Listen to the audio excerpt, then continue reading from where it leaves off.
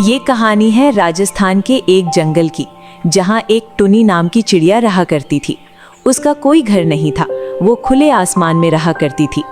एक दिन टुनी चिड़िया सर्दी के कारण धूप सेक रही थी। तभी उसके पास कालू नाम का एक कौवा आता है। अरे टुनी बहन, 2 दिन बाद नया साल आने वाला है। तुमने अभी तक अपना घर क्यों नहीं बनाया? तुम्हें पता है, मीनू मालकिन जो कि इस जंगल की महारानी है, उन्होंने नए साल की पार्टी रखी है। लेकिन उस पार्टी में सिर्फ वही परिंदे जा सकेंगे जिनके पास अपना खुद का घर होगा। मुझे भी उस पार्टी में जाना है कालू भैया।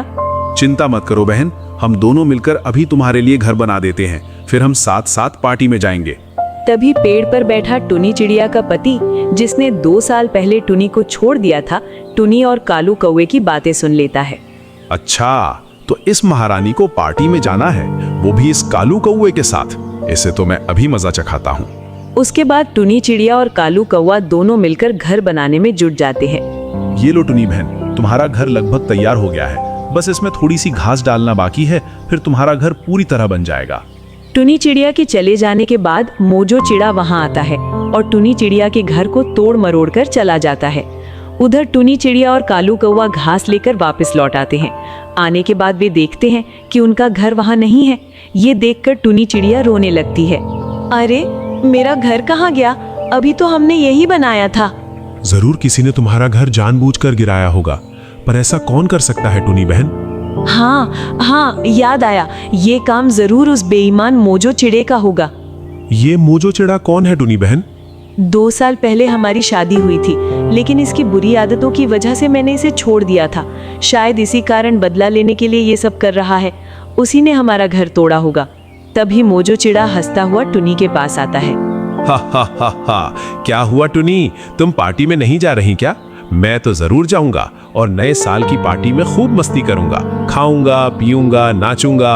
हा। तुमने ये ठीक नहीं किया मोजो चिड़ा। तभी वहाँ मीनू महारानी के सैनिक आते हैं। सुनो, कल मीनू महारानी के दरबार में नए साल की पार्टी रखी गई है। जिसके पास अपना खुद का घर होगा उसे ही आमंत्रण पत्र दिया जाएगा। मोजो चिड़ा, तुम्हारा कोई घर है? हाँ साहब, वो सामने मेरा ही घर है।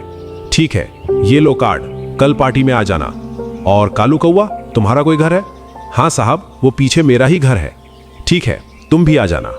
और टुनी बहन, आपका कोई घर है? अरे इसका तो कोई घर ही नहीं है, ये तो लावारिस है। साहब, हमने टुनी चिड़िया का घर बनाया था, परंतु इस मोजो चिड़े ने उसका घर तोड़ दिया। ये सब हम नहीं जानते, माफ कीजिएगा टुनी बहन, हम आपको आमंत्रण नहीं कर सकते। उसके बाद सैनिक वहां से चले जाते हैं और टुनी चिड़िया बहुत दुखी हो जाती है।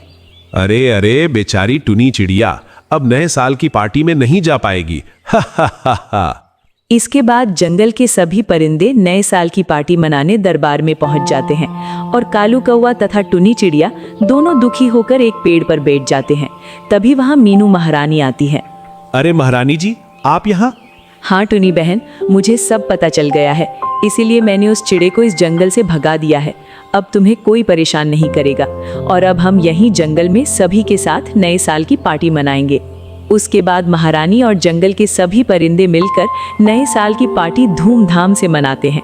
तो दोस्तों, इस कहानी से हमें क्या शिक्षा मिलती है, हमें कमेंट करके ज़रूर बताइए।